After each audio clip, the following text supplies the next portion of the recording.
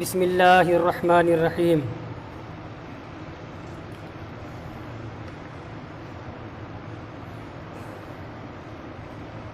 الحمد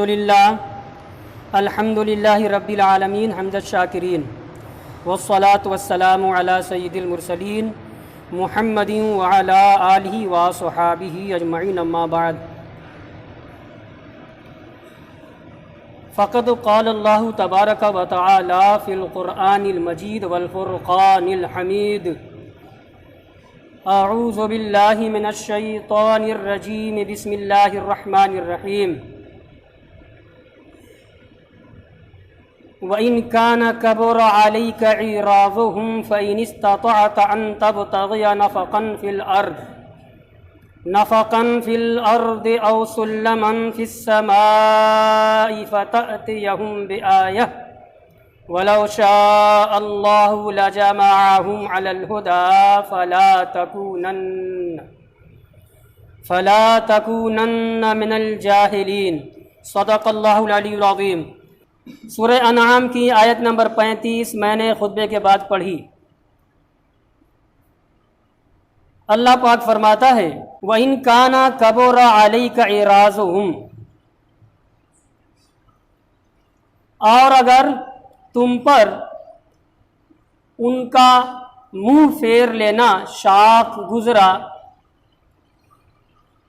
تو اگر تم سے ہو سکے فَإِنِ اسْتَطَعْتَ أَن تَبْتَغِيَ نَفَقًا فِي الْأَرْضِ، تو اگر تم سے ہو سکے تو زمین میں کوئی سرنگ تلاش کر لو، زمین میں کوئی سرنگ تلاش کر لو، او سلمن فی السماء، یا آسمان میں کوئی سیڑھی ڈھونڈ لو، تلاش کر لو، فَتَأْتِيَهُمْ بِآیَةٍ، اس طریقے سے ان کے پاس تم کوئی نشانی لاؤ، وَلَوْ شَاءَ اللَّهُ، اور اگر اللہ چاہتا، لَجَمَعَهُمْ عَلَى الْهُدَى، تو سب کو ہدایت پر اکٹھا کر دیتا، فَلَا تَكُونَنَّ مِنَ الْجَاهِلِينَ، تو یہ مخاطب، اے سننے والے، تو ہرگز نادان نہ بن۔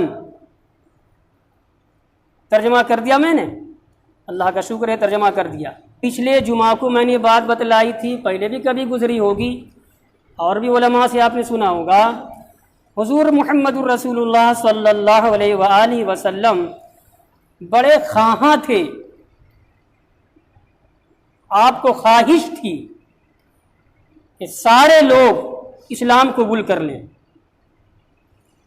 حریص تھے آپ، اس بات کے شائق تھے، آرزو رکھتے تھے، تمنا رکھتے تھے، آپ کی یہ خواہش تھی کہ جو دعوت میں پیش کر رہا ہوں، اللہ کا جو پیغام میں بندوں تک پہنچا رہا ہوں، تو سب لوگ اسلام قبول کر لے۔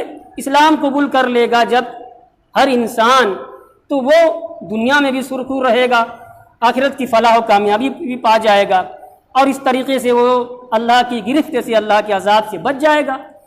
اور اگر اسلام قبول نہیں کرے گا تو ظاہر سی بات ہے دنیا میں تو کچھ فائدہ نظر اس کو اپنا آ سکتا ہے، مگر آخرت برباد ہو جائے گی، عذاب میں گرفتار ہو جائے گا۔ ٹھیک ہے،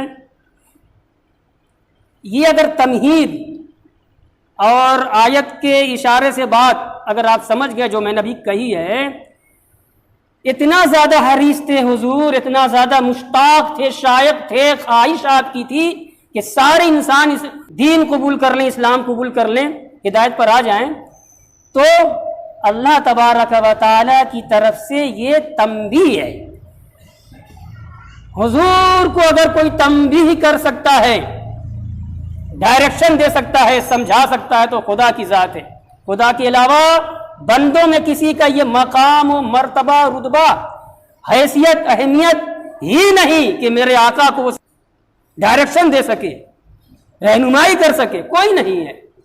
ٹھیک ہے، اب دیکھیے ترجمہ میں نے آیت کا کر دیا نا، تو کہتے ہیں تفسیر، وَإِن كَانَ كَبُرَ عَلَيْكَ إِعْرَاضُهُمْ اے عظم علیک وشق ان عارضوا عن الایمان بک، اے نبی آپ نے دعوت پیش کی اپنی، اللہ کا بھیجا ہوا پیغام آپ نے بندوں تک پہنچا دیا، اور پھر بھی بہت سارے بندے، بہت سارے لوگ آپ سے ہٹ گئے، آپ سے منہ پھیر لیا اور آپ پر ایمان نہیں لائے۔ آگے کہتے ہیں وَكَانَ رسول اللہ صلی اللہ علیہ وسلم يحرص على ایمان قومه اشد الحرص، اللہ کے رسول صلی اللہ علیہ وآلہ وسلم اپنی قوم کے ایمان لانے پر بہت زیادہ حریص تھے کہ اسلام قبول کر لیں، بندی اسلام قبول کر لیں، اللہ کے عذاب سے بچ جائیں گے۔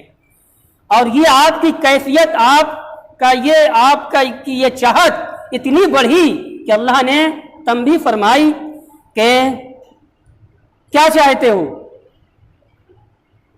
سرنگ بنانا چاہتے ہو زمین میں؟ سرنگ بنا لو۔ آسمان میں چڑھنا چاہتے ہو؟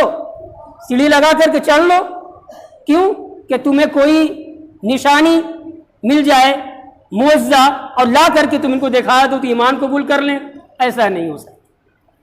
تو مفسرین کرام جو سمجھا رہے ہیں وہ یہ کہ اس آیت کریمہ میں تنبیہ ربانی ہے حضور کو، اور یہ بتلایا جا رہا ہے کہ اگر تم ایسا کر بھی لوگے، مان لو کہ زمین میں سرنگ بنا کر کے کہیں چلے گئے اور تمہیں کوئی نشانی مل گئی، آسمان پر سیڑھی لگا کے چڑھ گئے کہ تمہیں کوئی نشانی مل گئی، اور لاؤ ان کو لا کر کے دکھاؤ، ایمان لانے والے نہیں ہیں، یہ ایمان لانے والے نہیں ہیں۔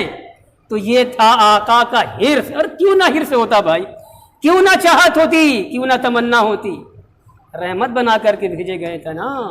آقا علیہ الصلوۃ والسلام اتنے زیادہ حریص تھے اپنی قوم کی ایمان لانے پر کہ تنبیہ ربانی ہوئی کہ مان لو کہ تم نے سرنگ بنا لی، آسمان میں کوئی چڑھ گئے اور کوئی نشانی تمہیں ملی، لا کر کے اپنی نبوت کی صداقت کے لیے پیش کرو گے ان کے سامنے، ایمان لانے والے نہیں ہیں یہ۔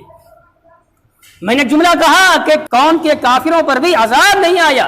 پوری ہسٹری آف محمد پڑھ جائیے، آپ پوری تاریخ پڑھ جائے گی، حدیث کھنگال لیجیے، بڑے سے مفتی سے پوچھئے، کوئی نہیں بتا، سب کہیں گے ہاں یہ بات سچ ہے کہ سب کے باوجود وہ افراد جنہوں نے حضور کی دعوت کو ٹھکرا دیا، مخالفت پر ہمیشہ کمر بستہ رہے، اسلام کی مخالفت کرتے رہے، مگر دنیا میں حضور کے زمانے سے ایمان نہ لانے کی وجہ سے نازل نہیں ہوا۔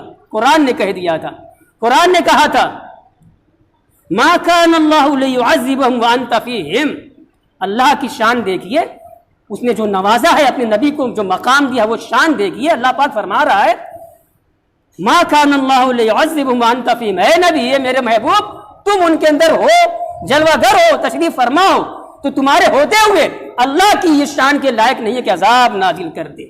اور وہی آقا چاہتے تھے کہ عذاب نہ نازل ہو، آج نہیں تو کل، یہ نہیں تو ان کی نسل ہمیں پہچانے گی، پر ایمان لائے گی۔ تو مفسرین کرام فرماتے ہیں اس آیت کریمہ میں نبی کو یہ باور کرایا گیا اللہ کی جانب سے کہ اپنی امید منقطع کر لو، ان سے اپنی امید ہٹا لو، ایمان لانے والے نہیں ہیں، کچھ بھی کر ڈالو گے ایمان نہیں لائیں گے، جن کو نہیں لانا ہے نہیں لائیں گے۔